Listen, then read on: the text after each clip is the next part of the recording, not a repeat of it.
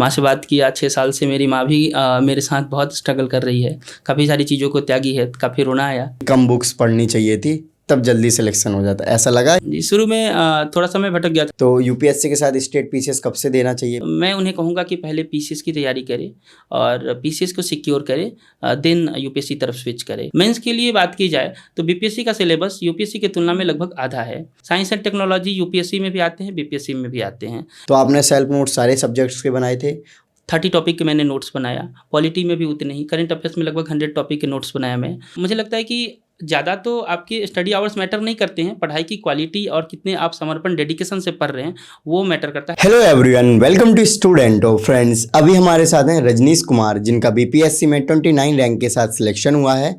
इसके पहले इन्होंने करीब 6 से 7 जॉब के अपॉर्चुनिटीज़ को मिस किया है और ये हिंदी मीडियम से करीब 6 से 7 साल से तैयारी कर रहे थे दिल्ली के मुखर्जी नगर एरिया में रहकर। और इन्होंने यूपीएससी के भी 5 अटैम्प्ट दिए हैं और बीपीएससी की भी 5 अटैम्प्ट दिए हैं। और बीपीएससी में इन्होंने 3 बार पहले इंटरव्यू भी दे चुके हैं और यूपीएससी का भी जो हाल ही में मेंस हुआ था वो भी दिया है। सो आज हम इनसे इनकी स्ट्रगल की जर्नी जानते हैं, साथ ही साथ क्या स्ट्रैटेजी होनी चाहिए ताकि आप कम टाइम में सिलेक्शन ले पाएँ और क्या मल्टीपल अटैम्प्ट्स को देना चाहिए, मल्टीपल एग्जाम्स को देना चाहिए, ये सारी चीज़ें डिस्कस करते हैं। सबसे पहले आप अपना नाम और एजुकेशन बैकग्राउंड बताइए। जी, बहुत बहुत धन्यवाद जी। मेरा नाम रजनीश कुमार है। मैंने बीएससी मैथमेटिक्स किया है, एमए हिंदी से किया है और मेरे पास हिंदी विषय से ही जेआरएफ भी है। ये मेरा छोटा सा कमरा है जो मुखर्जी नगर के पास गांधी विहार है, वहीं का है। आइए मैं आपको दिखाता हूँ कि मेरी कैसी स्टडी टेबल थी, कौन कौन से बुक्स थे मेरे पास, मेरा रूम किस तरीके का रहता था। ये मेरा स्टडी टेबल है। इस पे अभी वर्तमान में किताब का बोझ बहुत बढ़ गया है क्योंकि कुछ दिन पहले मेरा मेंस था तो मैं इसे सिस्टमेटिक वे में अभी रख नहीं पाया हूँ। तो जैसे यहाँ पे दृष्टि की तरफ से जो भी कॉपीज़ वगैरह मिली हुई है तो इसमें खाली कॉपीज़ है। इसके अलावा ये कुछ बुक्स हैं, स्पेक्ट्रम है और लक्ष्मीकांत है। इसके अलावा प्रीलिम्स के लिए मैंने कुछ बुक्स, अभी 70th प्रीलिम्स था तो इसलिए मैंने कुछ बुक्स निकाल के रखी थी। ये मैंने जितने आंसर्स लिखे हैं इस साल पिछले 4-5 महीनों में ये मेरी ऐसे की आंसर है।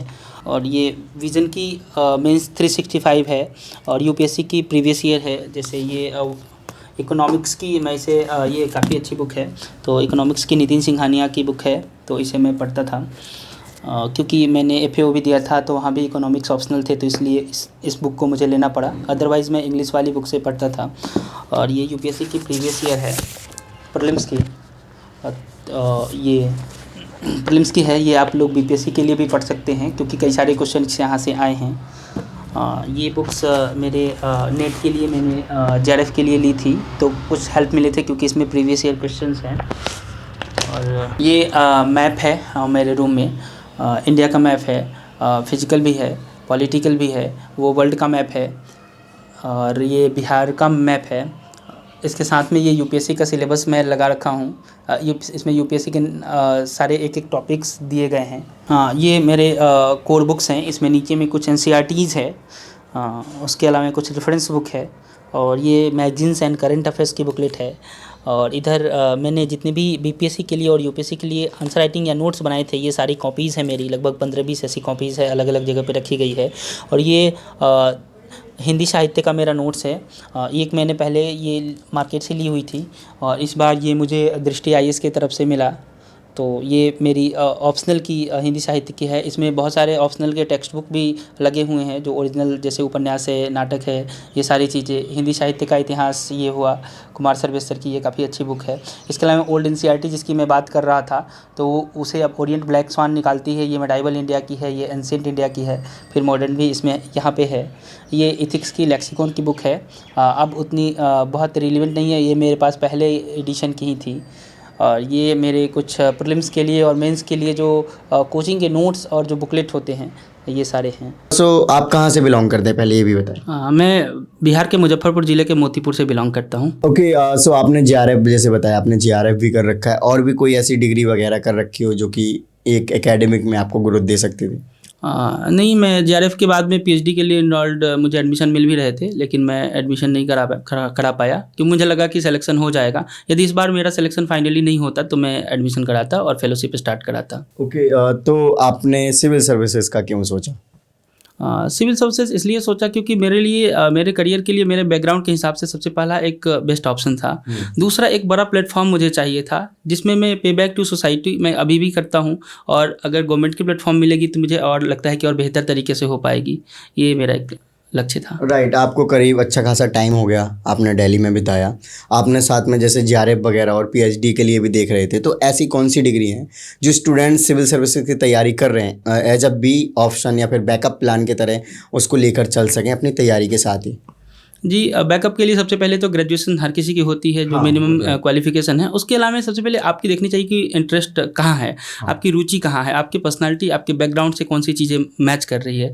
तो जैसा मैं देखता हूँ कि हायर एजुकेशन की तरफ भी लोग रुख करते हैं, मीडिया में लोग पत्रकारिता भी मेरे कई दोस्त किए हैं, तो वो भी एक अच्छा ऑप्शन है। इसके अलावा और भी कुछ स्किल वगैरह सीख करके आप रख सकते हैं, लेकिन शुरुआत में मुझे लगता है कि 2-3 साल फुल्ली फोकस्ड होकर के प्रिपरेशन करनी चाहिए और भटकाव नहीं रखना चाहिए। ओके, सो आप मुझे ये बताइए कि आपका इतना लेट सिलेक्शन हुआ है और इसके पहले आपने बताया था कि आपने बहुत सारे एग्ज़ाम्स के कभी फाइनल वेरिफिकेशन स्किप कर दिया, कहीं कुछ कर दिया, पहले उनके बारे में बताएं।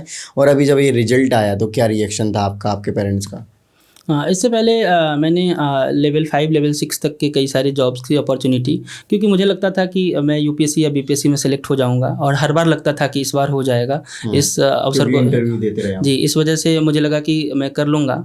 बीपीएससी में ही 1-2 एग्ज़ाम्स मुझे लगता है बीच में छोड़ दिया, जो मुझे नहीं छोड़ना चाहिए था। ऐसा रिग्रेट मुझे हो रहा था, लेकिन अब इसका रिग्रेट नहीं है, मैं खुश हूँ।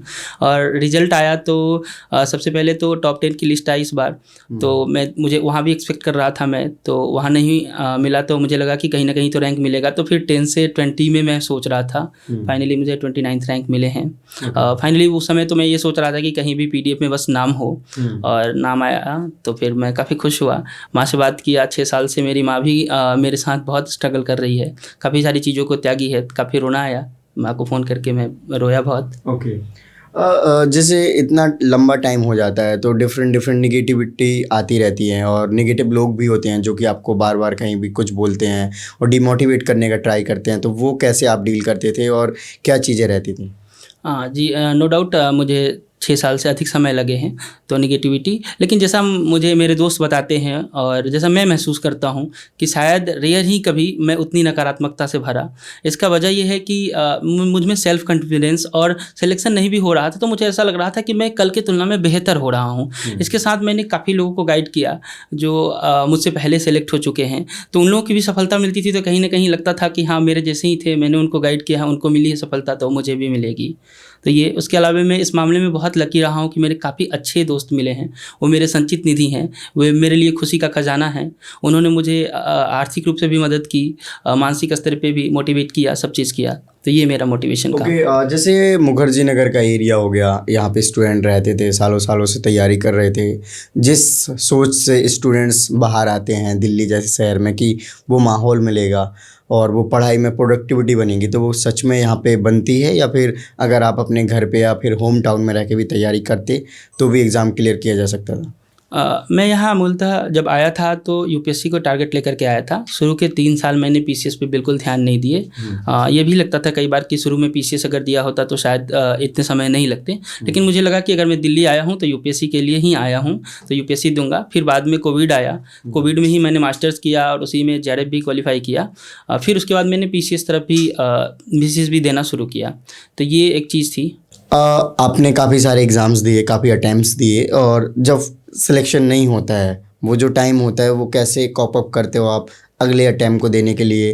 क्योंकि मेंटली फिर से आपको स्ट्रांग होकर प्रिपरेशन करना होता है, और जो आपने पढ़ा हुआ होता है, लगता है कि हमने सारा पढ़ा था, इस बार अच्छे से पढ़ा हुआ था, इस बार हो जाना चाहिए था, फिर आप अगली बार देते हो, फिर वही सेम रिपीट होता है, तो वो फिर कहीं ना कहीं ऐसे हो जाता है, सेल्फ डाउट काइंड ऑफ चीज़। जी, फाइनल सिलेक्शन मेरिट लिस्ट में ना होना बहुत ही दुखद अनुभव होता है उस क्षण के लिए।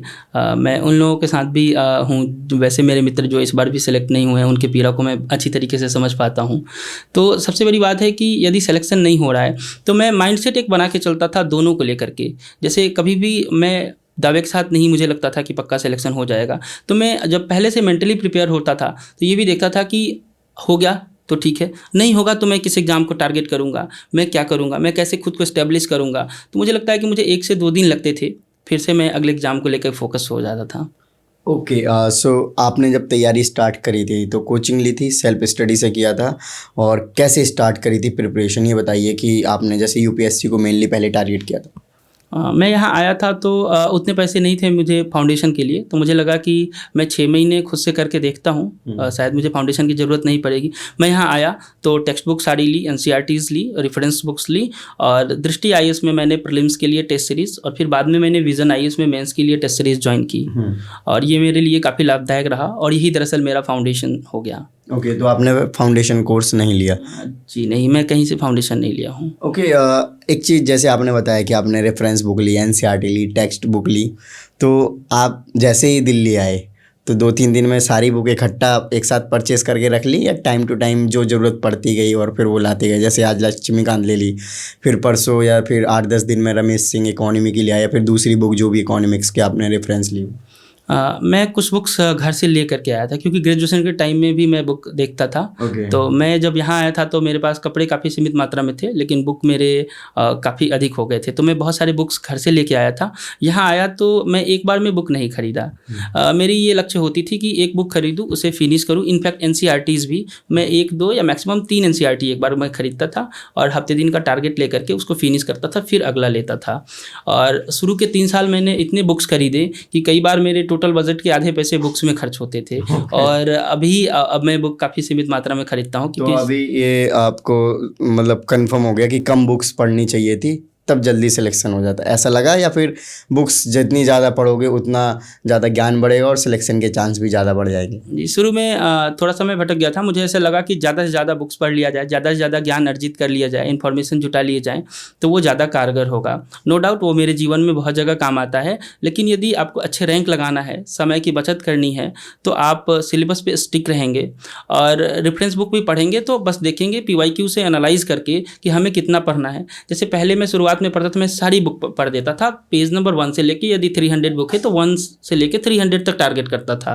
और मेरे जब से रिजल्ट आने लगे तो मुझे लगा यही रणनीति में काम किया, मैं पूरा बुक फिर पढ़ना बंद कर दिया।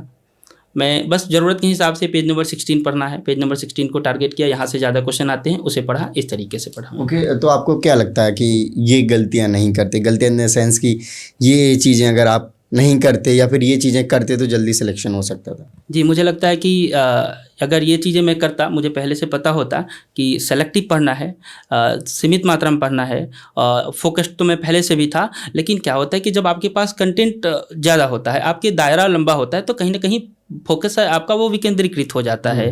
तो मुझे लगता है कि 2 साल काफ़ी होता है मेरे लिए। 2 साल मतलब आपके लिए जैसे काफ़ी होता है, बाकी जो एस्पिरेंट हैं जो एवरेज हैं या फिर एवरेज हैं, जी एवरेज भी हैं। तो मेरे कई सारे मित्र जो सेलेक्ट हुए हैं ग्रेजुएशन के बाद 2 साल में सेलेक्ट हो गए हैं, या फिर ग्रेजुएशन करके आए हैं और यहाँ 2 साल की तैयारी में उन्होंने सिंगल डिजिट डबल डिजिट में उन्होंने रैंक लगाया है। ओके, सो उनका यही फोकस्ड रहा, मिनिमम रिसोर्सेज और एक रेगुलरिटी, राइट? जी, मैं गाइड किया, और मेरे जैसे जितने भी पहले से प्रिपरेशन कर रहे होते हैं, वो अगर सही दिशा में उन्हें गाइड कर देते हैं तो फिर उनकी समय बचत हो जाती है। जैसे उदाहरण के तौर पे मैंने सारे क्लासेस की 6 से लेकर 12 तक की एनसीईआरटी, इनफैक्ट मैंने सोसाइटी की, सोशोलॉजी की, ये सब भी एनसीईआरटी खरीद करके और मैंने पढ़ ली। तो अब जितने भी मेरे फेलो एस्पिरेंट्स हैं उन्हें मैं सेलेक्टिव एनसीईआरटीज़ बताता हूँ कि आपको ये पढ़ने की ज़रूरत है, उनके तैयारी पहले की जो बैकग्राउंड है उनके उस हिसाब से, और वही 15-20 एनसीईआरटी हार्डली उनको पढ़ने के लिए बताता हूँ। चलिए अभी बता दीजिए 15-20 जो एनसीईआरटी आप बताते हैं। जी, तो सबसे पहले हिस्ट्री से अगर शुरुआत किया जाए तो हिस्ट्री में ओल्ड एनसीईआरटीज़ तीनों, आर.एस. शर्मा की एंसेंट इंडिया, सतीश चंद्रा की मेडाइवल इंडिया और बिपिन चंद की मॉडर्न इंडिया, ये 3 ओल्ड एनसीईआरटी पढ़नी चाहिए। इसके अलावा न्यू एनसीईआरटीज़ में क्लास 12 में 3 वॉल्यूम आई है जो थीमेटिक एनसीईआरटी है, आपको क्रम में नहीं मिलेगा, उसमें टोटल 12 चैप्टर है तीनों बुक मिला करके, तो उसे पढ़ना चाहिए। बस इतनी एनसीईआरटी हिस्ट्री में पढ़नी चाहिए। इसके अलावा एक और आप रेफरेंस बुक हिस्ट्री में रख सकते हैं ताकि आपको क्रमवार चीज़ें मिले, क्योंकि एनसीईआरटी में चीज़ें कई बार क्रमवार नहीं होती है और आप बीच बीच में से उठा के पढ़ रहे हैं तो दिक्कत हो सकती है। इसलिए एक रेफरेंस बुक, तो मेरे पास किरण पब्लिकेशन की बुक है जो मेरे तैयारी करने के बाद 2 साल बाद पता चला था शुरू करने के, तो मैंने उसको पढ़ा था। हाँ, तो उसके बाद पॉलिटी, तो पॉलिटी के लिए क्लास 11 क्लास की 2 एनसीईआरटी होती है, एक संवैधानिक सिद्धांत से संबंधित है और एक उसका अप्लाइड कॉन्स्टिट्यूशन फॉर्मेट में है। ये दोनों बुक को पढ़ना चाहिए। इस तरीके से इकोनॉमी में इंडियन इकोनॉमी की बुक है क्लास 11 की, बस इसी बुक को पढ़ना चाहिए। इसके अलावा इकोनॉमी की कोई बुक मुझे लगता है कि वो समय की बर्बादी है, आप कहीं और फोकस करेंगे उसके लिए। और साइंस में क्लास 9, 10 की साइंस है और कुछ चैप्टर्स क्लास 11, 12 के लास्ट में जो चैप्टर्स है 3-4 उसको पढ़ना चाहिए। ज्योग्राफी एनसीईआरटी का मुझे लगता है कि जिन्हें जनरल स्टडीज़ के सब्जेक्ट है उसमें सबसे सिस्टमेटिक वे में सबसे अच्छे तरीके से ज्योग्राफी का एनसीईआरटी है। तो ज्योग्राफी के क्लास 11 क्लास के 2 एनसीईआरटी है, एक भारत का भूगोल, एक फिजिकल ज्योग्राफी। तो इस दोनों को पढ़ना चाहिए। और कुछ मेंस के पर्सपेक्टिव से यदि आप यूपीएससी की भी कर रहे हैं तो क्लास 12 की भी एक इकोनॉमिक ज्योग्राफी है और एक ह्यूमन ज्योग्राफी है, तो ये मेंस के पर्सपेक्टिव से आप पढ़ सकते हैं। ओके, सो अब हम जानना चाहेंगे, जैसे जो जर्नली स्टूडेंट्स होते हैं जो यूपीएससी की तैयारी करते हैं वही स्टेट पीसीएस दे देते हैं, तो यूपीएससी के साथ स्टेट पीसीएस कब से देना चाहिए? पहले यूपीएससी के ही अटेम्प्ट्स को ट्राई करना चाहिए, और दोनों में अगर तैयारी कर रहे हैं तो क्या डिफरेंस है? उनकी प्रीलिम्स और मेंस की तैयारी एक साथ कैसे स्टार्ट करें? हाँ, जैसे 3 तरह के स्टूडेंट होते हैं मैं मानता हूँ। एक एवरेज होते हैं या बिलो एवरेज होते हैं। एक एवरेज होते हैं, उनकी बैकग्राउंड भी ठीक होती है, जैसे अच्छे इंस्टीट्यूशन से वो पढ़ के आए होते हैं, उनके पास एक प्लान भी ऑलरेडी उनके ग्रेजुएशन सब्जेक्ट से तैयार होता है। एक ऐसे होते हैं जिनको फिनेंशियली कोई दिक्कत नहीं है, साथ में अच्छे इंस्टीट्यूशन से भी पढ़े हैं। सबसे पहले एवरेज या बिलो एवरेज जो बच्चे हैं, तो मैं उन्हें कहूँगा कि पहले पीसीएस की तैयारी करें और पीसीएस को सिक्योर करें, देन यूपीएससी तरफ स्विच करें। और एक जो एवरेज से थोड़े ऊपर बच्चे हैं, मैं अपने आप को वही मानता हूँ, और फिनेंशियली भी न बहुत ज़्यादा पैसे हैं नहीं ज़्यादा दिक्कत है, तो मुझे लगता है कि इन दोनों को साथ साथ तैयारी करना चाहिए। मेरे जैसे लोगों को, मेरे बैकग्राउंड के जैसे जिन्होंने बीएससी करा है, घर में भी 1-2 अर्न करने वाले लोग हैं, तो साथ में तैयारी करनी चाहिए। और यदि जिनका बैकग्राउंड बहुत अच्छा है तो उन्हें यूपीएससी पे फोकस करना चाहिए। अब मैं आता हूँ कि दोनों में संतुलन कैसे बनाएं, यूपीएससी और बीपीएससी में। देखिए, यूपीएससी में जो जनरल स्टडीज़ के काफ़ी कम्प्रीहेंसिव 4 पेपर हैं, मैंने यूपीएससी के मेंस की ही प्रिपरेशन करी थी और वहीं से मेरी बीपीएससी की भी प्रिपरेशन हो गई, कुछ चीज़ें ऐड करनी पड़ी थी। तो दोनों में पहले अलग अलग था। यहाँ पे फैक्चुअल नेचर के क्वेश्चन बीपीएससी में ज़्यादा आते थे और लॉन्ग क्वेश्चन मेंस में ज़्यादा आते थे, और यूपीएससी में कंसेप्चुअल क्वेश्चन आते थे और शॉर्ट क्वेश्चन यूपीएससी में ज़्यादा लिखने होते हैं। तो इन दोनों में संतुलन बनाने के लिए अब बीपीएससी ने खुद ही संतुलन बना लिया है। तो जैसे बीपीएससी के जो जनरल स्टडीज़ के 150 क्वेश्चन होते हैं, लास्ट टाइम जो 69th के क्वेश्चन हुए हैं, तो 150 में से अप्रॉक्स 75 ऐसे क्वेश्चन थे जो 2015-16 के यूपीएससी का जो स्टैंडर्ड है वो है, उसमें से करीब 15 क्वेश्चन प्रीवियस ईयर भी थे यूपीएससी के, डायरेक्टली आए हुए थे। तो अब यूपीएससी के लिए अगर कंटेंट आप पढ़ रहे हैं, उसके अलावा कुछ फैक्चुअल चीज़ें तैयार कर ले रहे हैं, जैसे लुसेंट या घटना चक्र की कुछ जो फैक्चुअल बुक्स हैं उसे अगर साथ में तैयार कर रहे हैं और यूपीएससी की भी कर रहे हैं तो ये हो जाएगा। मेंस के लिए बात की जाए तो बीपीएससी का सिलेबस यूपीएससी की तुलना में लगभग आधा है। जीएस पेपर 1 में हिस्ट्री और art and culture, current affairs and international relation और डेटा इंटरप्रिटेशन है। ये सारी चीज़ें आपको लगभग मैच कर जाएगी यूपीएससी के सिलेबस से। और जैसे हिस्ट्री एंड कल्चर के लिए, बिहार के हिस्ट्री और कल्चर के लिए एक बुक आपको पढ़ना चाहिए। मैंने इम्तियाज़ अहमद सर की और कुमार सर्वेश सर की बुक पढ़ी थी, तो हिस्ट्री कल्चर के लिए, तो ये आप लोग देख सकते हैं इसे। और पॉलिटी लक्ष्मीकांत पढ़ रहे हैं। और बिहार में एक पॉलिटी के लिए एक नई चीज़ को करना होता है कि बिहार में जो पॉलिटिकल फैक्टर्स जो हैं, जैसे कास्ट की कैसे भूमिका है, रिलीजन की कैसे भूमिका है, पॉलिटिकल पार्टी, गठबंधन सरकार, ये सब चीज़ों पे क्वेश्चन आते हैं।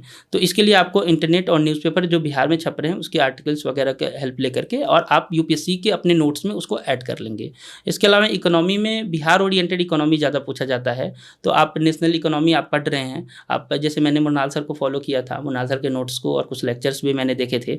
और इसके अलावा मैंने ये बुक पढ़ी थी भारतीय अर्थव्यवस्था नितिन सिंघानिया की, तो ये किया। और इसके अलावा बिहार के इकोनॉमिक सर्वे की लगभग 500 पेज की आती है, 14 चैप्टर होते हैं उसमें। तो जो इंपॉर्टेंट चैप्टर है, जैसे आपको एग्रीकल्चर से संबंधित हो गया, इंडस्ट्रियल डेवलपमेंट से, क्लाइमेट से रिलेटेड चैप्टर है, चाइल्ड डेवलपमेंट, वीमेन एम्पावरमेंट, ये सारे जो थीम है ना, जीविका हो गया, तो इस पर आप नोट सिनॉप्सिस बना ले उसका इकोनॉमिक सर्वे को, तो ये कर लेंगे। साइंस एंड टेक्नोलॉजी यूपीएससी में भी आते हैं, बीपीएससी में भी आते हैं। यूपीएससी में साइंस एंड टेक्नोलॉजी आते हैं, थोड़े से कई बार थ्योरी नेचर का क्वेश्चन होता है, लेकिन बीपीएससी में कंप्लीट अप्लाइड होता है, एप्लीकेशन बेस्ड आते हैं। जैसे नैनो टेक्नोलॉजी बिहार के अपलिफ्टमेंट में कैसे योगदान दे सकता है, बायोटेक्नोलॉजी से रिलेटेड बिहार के एग्रीकल्चर में कौन कौन से इनिशिएटिव लिए गए हैं, इस तरीके के क्वेश्चन। या फिर इसरो ने कौन सी उपलब्धि हासिल की है, जैसे लास्ट टाइम चंद्रयान 3 से रिलेटेड क्वेश्चन आया हुआ था। और इस तरीके से बिहार के इंडस्ट्रियल डेवलपमेंट में कौन कौन सी टेक्नोलॉजीज हेल्प कर रही हैं, तो ऐसे क्वेश्चन आते हैं। इसके लिए आप योजना की हर साल लगभग एक मैगजीन इस थीम पे आती है कि टेक्नोलॉजी में जो भी डेवलपमेंट हुए हैं, जो भी एप्लीकेशन है वो करे, और कोई एक अगर बुक पढ़ रहे हैं साइंस टेक की तो ये करे। तो मुझे लगता है कि यदि आप यूपीएससी की प्रिपरेशन एक बार ठीक तरीके से कर लेते हैं तो लगभग आप तैयार होते हैं, बस आपको बीपीएससी के लिए फिट करना होता है उसे।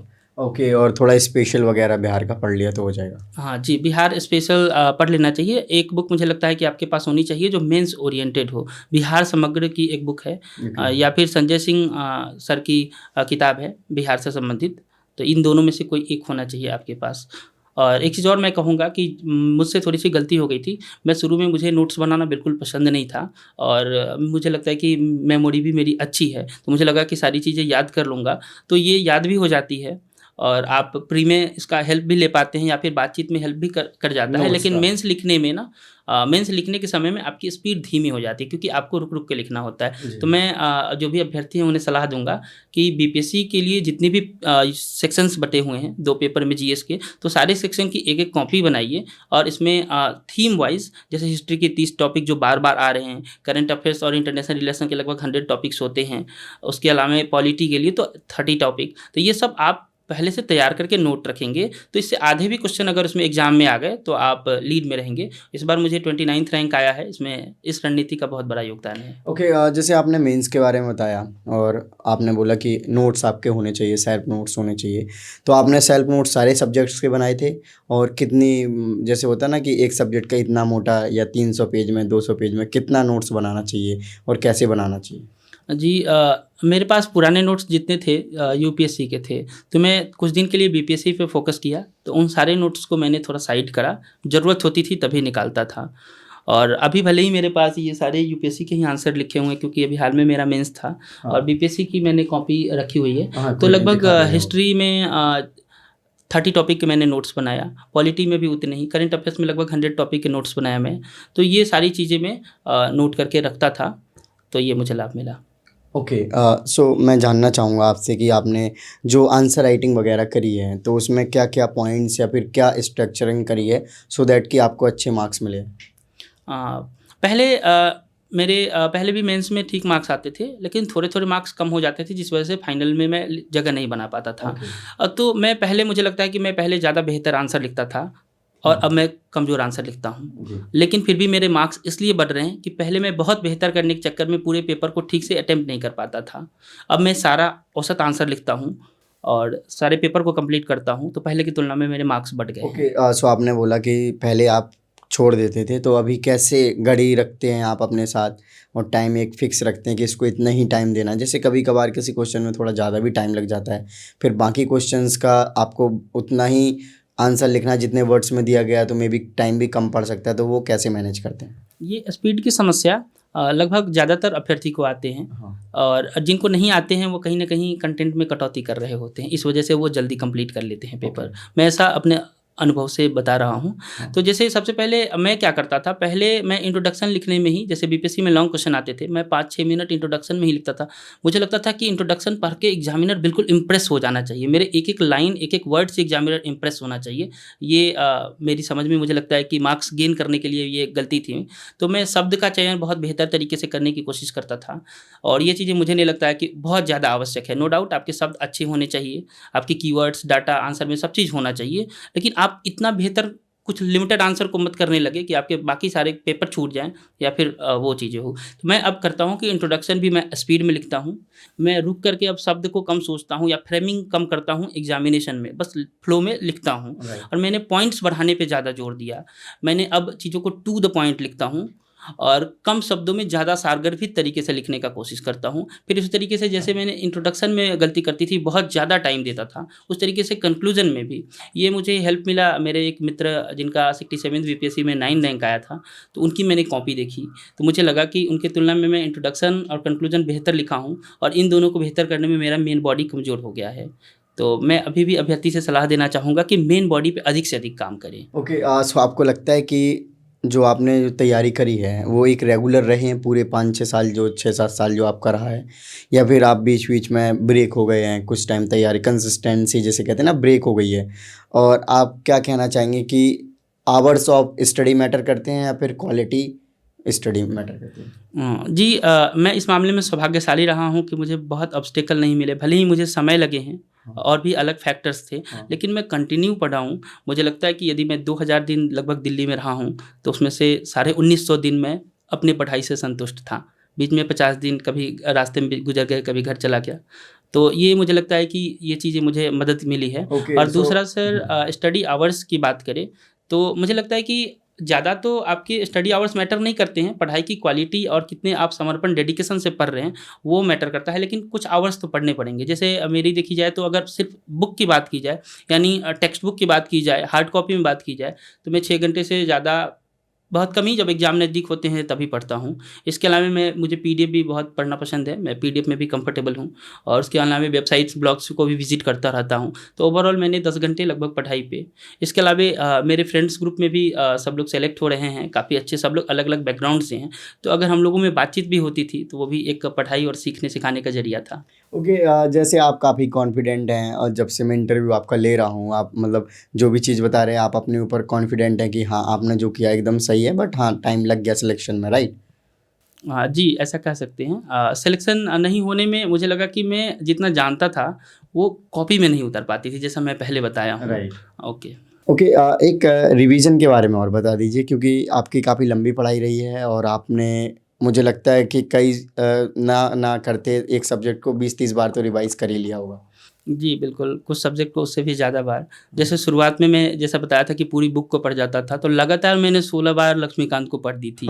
और लेकिन अब मुझे लक्ष्मीकांत पढ़े हुए 3 साल हो गए हैं। अच्छा, तब से अब लक्ष्मीकांत पढ़ा नहीं, सिर्फ हाँ, नोट्स मैं पढ़ते हैं आप? नोट्स भी पढ़ता हूँ, लक्ष्मीकांत भी पढ़ता हूँ, बस सेलेक्टिव। जैसे वो अगर 800 पेज है तो मुश्किल से उसमें 100 पेज में पढ़ता हूँ, बस उतना ही पढ़ता हूँ। तो ये ओवर द टाइम आपके स्टडी करते हुए चीज़ें निकल के आ गई, राइट? जी, स्टडी करके, और मैं अब फ़ोकस्ड हो गया और प्रीवियस ईयर क्वेश्चन के हिसाब से ही चीज़ों को पढ़ता था, ना कि पूरी चीज़ों को पढ़ा। ओके, तो आपने टेस्ट सीरीज वगैरह लगाई? और जी, मैंने यूपीएससी के लिए तो ज़्यादातर टेस्ट सीरीज़ लगाई है। बीपीएससी के लिए मैंने मेंस के लिए एडुटेरिया के टेस्ट सीरीज़, उसमें भी मैंने कम ही लिखे। क्योंकि मैं इसलिए ज्वाइन किया था क्योंकि उस ग्रुप में और भी लोगों की कॉपी आते थे, तो मैं उसे पढ़ करके अच्छी चीज़ें निकालने की कोशिश करता था। ओके, सो जो इंटरव्यू था वो कैसा रहा आपका? इंटरव्यू मेरा अच्छा रहा। लास्ट टाइम मुझे इंटरव्यू में ही थोड़े मार्क्स कम हो गए थे, क्योंकि एक मेंबर को मैं बेहतर तरीके से हैंडल नहीं कर पाया था। वहाँ पे मैंने सारे क्वेश्चन को बताने की कोशिश की थी। Over confidence? हाँ, ओवर कॉन्फिडेंस ऐसे बोल सकते हैं। ओवर कॉन्फिडेंस नहीं कह सकते हैं, कॉन्फिडेंस कह सकते हैं, क्योंकि वहाँ भी मैंने उनका सम्मान करके ही चीज़ों को बताया था। इस बार मैंने जहाँ मुझे लगता था कि मैं फंस सकता हूँ, वहाँ पे सॉरी बोल देता था, जानते हुए भी। ओके, सो लास्ट में जो फ्यूचर एस्पिरेंट्स उनको कोई मैसेज देना चाहेंगे आप? जी, सबसे पहला तो मैसेज यही देना चाहूँगा कि आप अपने आत्मविश्वास को बनाए रखें। आप कोशिश करें कि ज़्यादा से ज़्यादा सकारात्मक रहें, ताकि आप अगर सकारात्मक रहेंगे ना, तो आपकी बाहरी चीज़ें जो भी है ना, जो भी नेगेटिविटी है, जितने भी नेगेटिव्स लोग हैं, वो आपके कुछ नहीं कर पाएँगे, जैसा मेरे केस में हुआ है।